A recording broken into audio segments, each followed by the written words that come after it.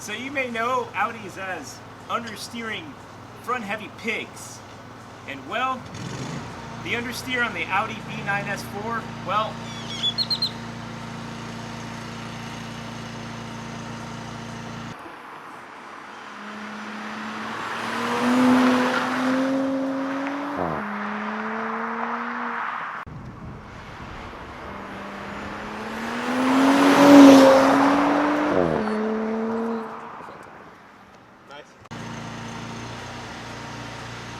it's actually not that bad. Today we're going to take this stock B9 S4 out and give it an Italian tune-up, see what it's all about. It's on Continental Sport Contact 6, which are some pretty great tires. I love them personally. I think they have good feedback. Let's go see how she jams out.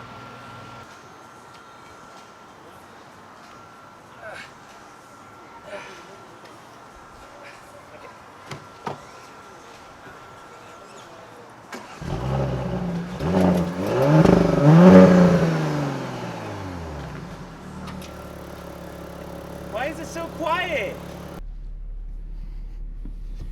I'm gonna have a hard time with this. It's all good. This is fine. Alright, so hi, I'm Monster Man, and this is Cassidy. This S4 is predominantly her car. It's our car. It's our second S4. I like the first one better. I'll explain why here in a minute. Explain why here in a minute, as long as I don't destroy this behind me. Sport, City. manual, traction control, sport mode. We're gonna go stabilization, ESC, and sport, so it gives us a little bit more slip than usual. Now, what this is gonna promote is a little bit more of turning. Holy shit, you see her? Yeah, Check wow. out a mullet and a fucking septum piercing. Like a Jesus, huge what one, a too. what a fucking boss.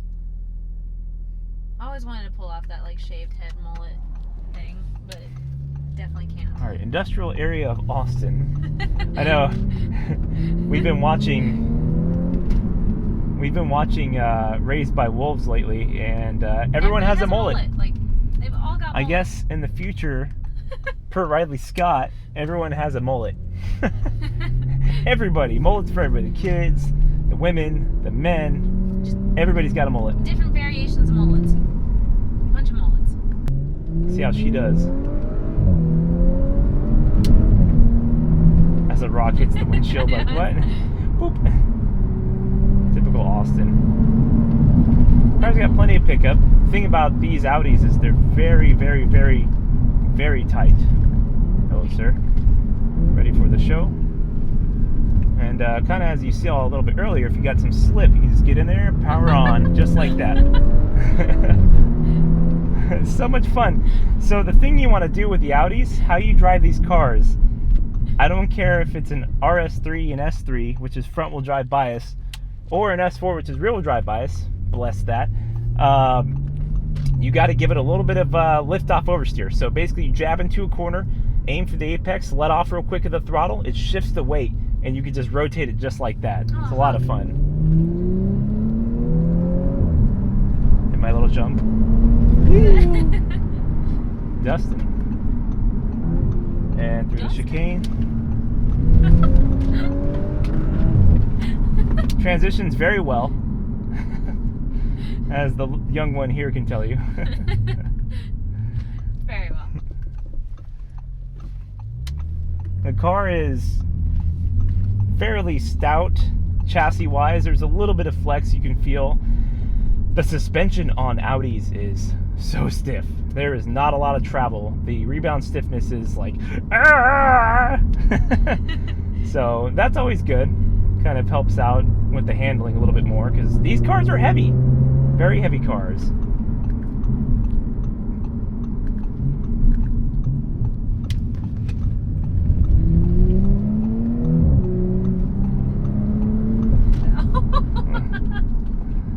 Scared the shit out of those birds. We gotta slow down a little bit here.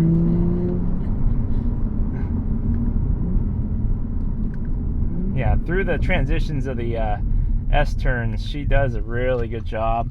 Very well planted chassis, but that's what you expect from a longer wheelbase. The wheelbase on this one's about 112 inches, and that's pretty stable compared to my Miata, which is not as stable, but a little bit more fun. So overall, this car still has a lot of fun factor to it. It's a great daily driver, as Cass can attest to, whatever she's Definitely. looking at. The mullet lady was back there. Oh, she's at Music Lab. She's at Music Lab. We're going to be taking kind of the longer S's here. See how they fare. Definitely a great daily driver, though. I do quite enjoy this car. And she can just rotate in here nicely. And the brakes are phenomenal on these cars. Quite. I will say Audi has some of the best brakes. You can get these to rotate. Okay, so fun story. My first Audi, which I actually liked a little bit better, was taken to autocross. I took that car to autocross, and I thought prior to the autocross that I was either going to hate the car or love it, depending on if it understeered or oversteered. I actually did really well, and the car mid-corner would, you would be kind of pushing a little bit, and the front end would push, but all you got to do is do that little trick I told you about. You just kind of lift off real quick off the throttle, and the ass end rotates around, you swing. Once you get in that set in the corner, holy shit did that thing grip. I just ripped out of the corners. The brakes are phenomenal on these cars. I will say that Audi has better brakes than BMW. I'm not quite sure about Mercedes, but Audi has some of the best brakes in the business. I love these things. For that autocross, didn't you get fourth, too? No, I got first. First, oops. But first in novice class. I was first in novice class. There was some heavy competition out there, I will say. There was a GT350R Mustang out there. Of course, all these people are learning our cars. This is my first autocross in the S4. And there was an M2 out there as well, DCT. And the old man was kind of saying this was his first autocross with that BMW. But he's done plenty before. So I was expecting to get waxed by these guys. There was a Lexus ISF. There was a Lotus Elise out there, and I was like, shit, this is some tough competition, but I'm just going to learn the car, see how she does. I ended up placing first by a pretty wide margin, and there was only another person out there who is one of my best friends in his S4. We were the only people out there in some Audis, and they were going nuts over the intercom saying, holy shit, these Audi boys came to play. And I was like, fuck yeah, we did. We wanted to represent a little bit.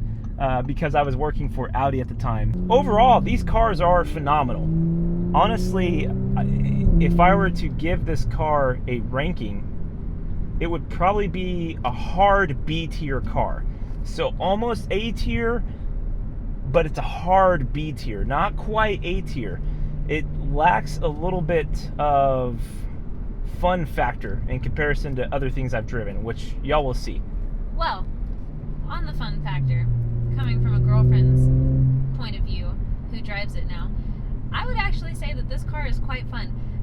Ladies, this car has like a ton of power, so you can speed up and get around the people that you really don't want to be caught behind. She is so spoiled now. I'm so spoiled. This car has spoiled me so much, but it's also really safe. So if you got kiddos in the back, if you got a dog in the back, they're going to be protected, but you're get gonna an be ST5. But it's really fun. It's really fun. Like, as somebody who maybe doesn't have all the car driving skills as this one, I can say I still enjoy it, and I'm a normie. With that all being said, a little bit of our takes on this car. We're going to see if launch control works. ZF launch control is the weirdest shit. Let's see if it works. And go. It just bucks. Just smacks you right in the back of the head from first to second. It is so much fun. It's a good car. It is a good car. It gets me excited. That's a good car. I will tell you this, a lot of cars get me excited. But this one for a daily, which I did daily for about a year, my old S4, was an absolute blast every day. And it is so much fun once you learn the limits of that car and you're able to start sliding it around, like coming out of a corner, if as long as no one's around, of course.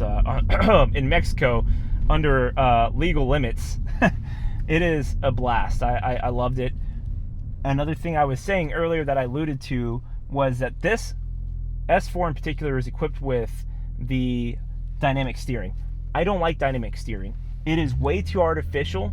My prior S4 I liked a little bit better just because it was before all the emissions bullshit, and it was a little bit faster. To me, it felt like a little faster. And the steering itself was a little bit more direct. One key thing about the dynamic steering is it'll tighten up mid-corner so it doesn't slacken up. I'm sorry, it does slack up a little bit more mid-corner, and you can feel it tighten up a little bit more. The non-dynamic steering has this tendency to have very soft steering feel, which is to a lot of enthusiasts not a desirable trait.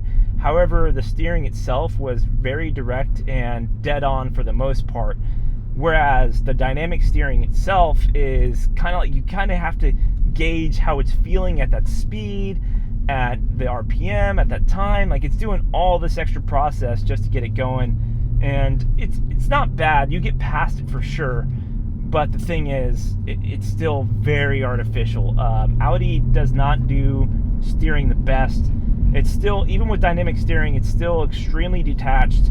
It's still really light, but it's not like you're driving a Lexus to where you can't feel the front end and what it's doing. That's one thing I hate about cars, in particular about the Toyotas and Lexuses is... Wouldn't it be Lexi? Okay, so here's the thing. I looked into this. Did you? It's actually Lexuses.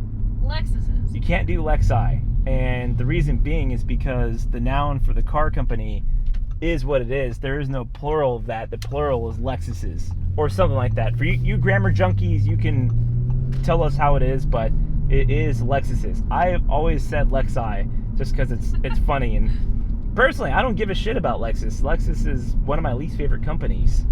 But I digress. My bias is starting to show. I'm sorry. Otherwise, hard B tier on this car. Hard B tier. Drives over the median. Yeah, drives over median. Quattro, bitch! Just like launch it over this median here. There is some times, though, where we've gotten on some gravel, and I will say it has inspired me a little bit to become a rally racer, just because it's just so much fun. Thing is, you get used to this power. We're already hitting 85, so we'll slow down a little bit for Mr. S-Class man. Creepy. Mr. Creepster. Creeping on out there. But overall, it's good power. It's good handling. It's just good. It's not excellent. I'm gonna break down driving an Audi for you. So, anyone can be fast in an Audi, and I mean that you reach the limits of 10/10 very quickly in an Audi. Like, it comes up really quick, and after that you're just pushing the shit out of the car, and the car's not doing what you want it to. You're just overdriving it. But the thing is, that limit is very easy to hold on to. It's very easy to grasp. Whereas in other cars, like let's say a BMW, it gives you a little bit more than 10 cents. So everyday drivers can drive an Audi and be pretty quick in these cars. They're very forgiving, right? They're pretty forgiving. If you make a mistake, you can correct really easily. They're daily drivable just because the Quattro system is some of the best all-wheel drive system in its class. Turn this one off. You got the squiggles. You got the squiggles. Well, that's that. I've got the squiggles apparently. Hi. B+ for the B9 S4. It's not a B9 tumor, it's a B9 S4. I'm sorry, that was awful. B9. Oh, God. What are we?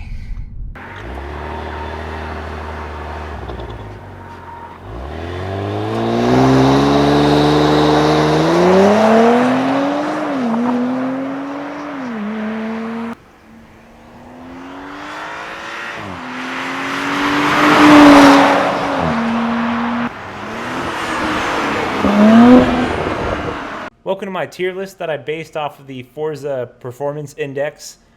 Let's say that X-Class, whenever I do these, is like God tier. I said that the S4 is like a hard B tier, so like I'm gonna put it right in the center there. Let's call it there. Like it's almost an A tier. It's like a B plus tier, A minus if you will. Again, it's a great car. It does the job really well in terms of miles per gallon, and I can't fault it for that. But it does hit a ceiling. So what I'm going to talk about is the drivetrain first. Then I'm going to talk about the handling characteristics and chassis characteristics. Then I'm going to talk about the brakes, and then finally an overall setup. So just kind of going with the engine, the transmission, and the differential as far as the powertrain goes. The motor that's in the S4 is called the EA839. I know that their 2-liter that Volkswagen uses all the time is called the EA888. I know that Volkswagen Auto Group has the weirdest engine codes, but regardless, that 3-liter single turbo hot V setup V6 is a great motor. Gobs of low end torque. I think you get all of your torque around 2300 RPM, which is insane. So for around everyday driving, it's awesome. It's a good motor to just kind of lay into. In terms of it breathing though, on the top end, the power band doesn't flatten out, but it does kind of drop off a little bit.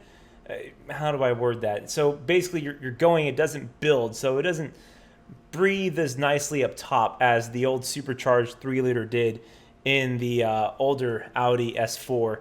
That B8 3-liter supercharged motor would sing up top, especially if you added a few bolt-ons, did a little pulley a swap, did a tune, an exhaust, and a few other little things here and there.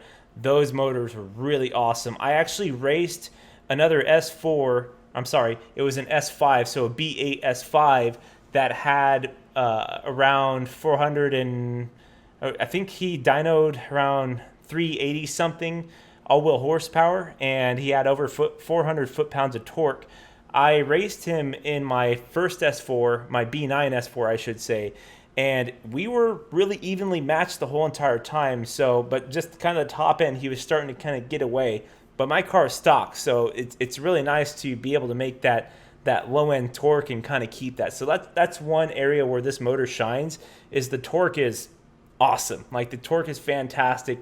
It's really good for like autocrossing and getting out of the turns really quickly. So I really enjoy that about the motor. The transmission is great. I know they did away with the DCT or DSG, the dual clutch, whatever you want to call it. It's the DSG per the Volkswagen Auto Group in the B8 S4, and they used it in a bunch of other cars. They still use it in the S3, the RS3. So that transmission is awesome. I love the dual clutch. It's super good.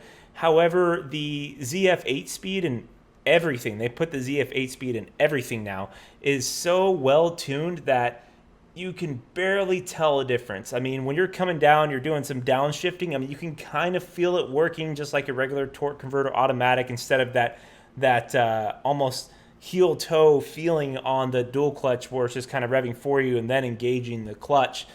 The ZF does a really, really good job. However, my gripes with the S4 ZF 8-speed is it's tuned a little silly, because whenever, like, let's say I was autocrossing and I was having trouble with the transmission, because when you go to full manual mode in the Audis, whenever you hit the fuel cut, it shifts for you. So I was sitting there like trying to stay in second gear, and I was trying to like get it up to RPMs of the red line, and I would sit there and then come out of a corner and then like come out in second gear, rev it all the way up, and then whenever I'm getting to another corner, it would had already shifted to third gear, and it would bog my car down, and I was getting really frustrated. So one thing that I've noticed that BMW and Mercedes does whenever you have in manual mode, even with the ZF 8-speed, is it helps you keep that gear selected, and it just stays in there, and you can hit fuel cut. It's not doing anything to the engine, of course, because there is fuel cut, but you can stay in that gear, and that's something I love about those cars. So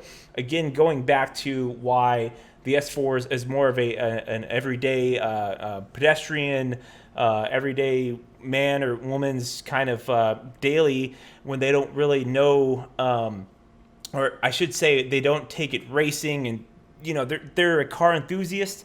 They like going fast, but you're not going to sit there and say, oh, I'm going to take my car out to the track, you know, every other weekend, because that's simply not the case for a lot of Audi owners. There's the few exceptions. And I'm not saying that Audi's race heritage isn't there, because we all know that Audi's race heritage is very strong. In fact, one of my favorite cars from their history is the IMSA Quattro. I think it's the GTO 80. I think it's called the 80. I'm not sure. It's basically what they use in Trans Am that got all-wheel drive banned in the Trans Am and GT races, because they were just like whooping everyone's ass. And it was just such a beautiful car because it was that 5-cylinder all-wheel drive. That thing was a monster. The S4 that I have does have the sport package, which includes the actual locking mechanical differential. It is such a good system. I love being able to, again, going into a corner, let's say you get a little bit of understeer, you just lift off a little bit, let the ass end kind of rotate, and then you get back on it. If you go like full lock into a corner, like let's say I'm pulling out somewhere and I'm doing something stupid and I want to look cool, if you will. I would do this every time I used to leave work onto the access road. Is I would sit there and I would just floor it full lock, and then the car would just like swing out, and you could just sit there and get it sideways, and then you could just like level back on, and then just keep it pinned the whole entire time. So that differential system does an awesome job. So overall, the drivetrain is very good. I do have my gripes with the engine itself, kind of leveling off towards the top RPMs. The red line is, it comes quick, so it's got a shorter red line. The transmission is what it is. They tuned it the way that they did. Not a big deal. Everything's good. Daily use, it's awesome. I've actually returned over 30 miles per gallon on longer road trips. It's fuel efficient when you want it to be, and I know why they went to the turbo way with the hot V setup, just to be a little bit more efficient, because emissions are starting to buckle down like crazy, especially in Europe. In terms of the chassis and the suspension, the chassis, again, it's a very stout chassis. Oh, yeah. But whenever you go over like let's say you have an inclined driveway, you have to go at a weird angle. There is a little bit of flex I can feel. However, the suspension does make up for the weight of the chassis itself. I mean, the car weighs around 3850, which to me is a very heavy car, but that's about the norm nowadays with these kind of cars.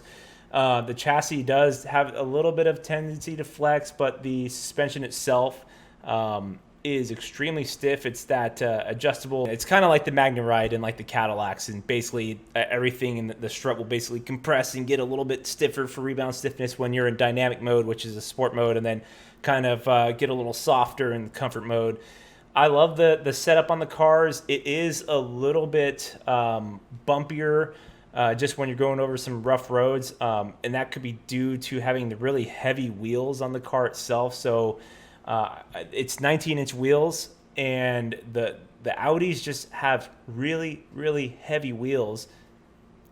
It's just a Volkswagen Auto Group thing. They just like big, crazy-looking wheels, and just the corner weight is really, really high up there. Overall, good chassis. I love it. It does a good job as far as the weight distribution. It is 55% of the weight is in the front, which is a lot better than what Audi is used to being back in the day. Their cars would typically weigh about 60% of the weight is in the front. So that's when you get a lot of that front end push and everything, a lot of that understeer. Whereas a lot of cars like, say, the Ford Mustang today is around 55% of the weight's in the nose. So the S4 does a good job of weight distribution, even though it's a really big front heavy pig that it is. And again, that's just Audi. They like to put their motors in front of the subframe and kind of towards the front of the car, which I've always looked at and I'm just like, that is just so weird. But it is what it is, man. I mean, that's just what they do, and it's safe, and that's what you get with that. So it's not going to snap oversteer, or you're not going to lose the ass end. The brakes are incredible on this car. The brakes are some of the best brakes I've had on a car. 6 piston in the front, 4 in the rear, and Audi does some of the best brakes in the business. And I could attest to being in some tight situations. Also, the brake modulation and ability to do some trail braking in these cars, and that's one thing you really need to do when you're driving an Audi. Just another tip for y'all driving Audis and racing them is what you want to do is use that weight to shift forward. So use your brakes, trail brake, carry that weight into your front end. So what you're doing when you're kind of trail braking into a corner is you've got all that weight shifted up front. So what that's enabling is your rear end can kind of slide around, so you can basically roll it into a corner, and you can kind of do one of these numbers and pivot on the front end, especially in the TTRS. The TTRS is like godlike about doing that. I autocrossed with a TTRS for the Audi driving school, and I was just getting that thing sideways because you would just like tap on the brakes and then let the weight shift in front and just kind of do one of these, and the ass end swings out. You find your apex and you just get back on the gas, and it's so much fun. If it starts understeering, just let off again and do the same exact thing. So left foot braking does help out a lot in these cars. So another thing, the brakes are awesome. I'm like getting jazzed up about the brakes. Overall, it's a hard B tier. Again, like a B plus, A minus, as you see here. The car itself is a great daily driver. It is trackable, but again, you come to the limit of 10 tenths very quickly, and anything past that, you're just going to push.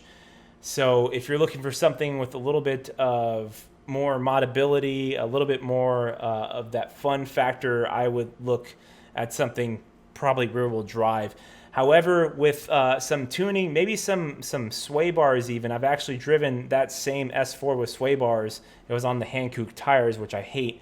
That car handled really well. It was super planted, and you could rotate that car almost like a rear-wheel drive car. So that S4 was really awesome. So the aftermarket for these cars is, again, Audi's kind of that sleeper, low-key type of feel, and there are some companies that do it.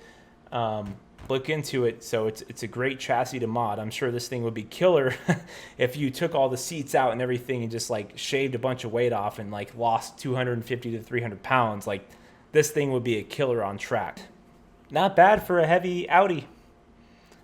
I appreciate you getting this far in the video with me. Again, this is the new format that I'm trying to tweak a little bit. I'm having a lot of fun with this, so expect more Italian tune-ups, or my reviews, if you will, and expect more on the tier list. So again, thanks for watching. Be sure to subscribe, be sure to like, follow me on Twitch and Instagram. I'll be around. All right, bye. Be sure to like and subscribe.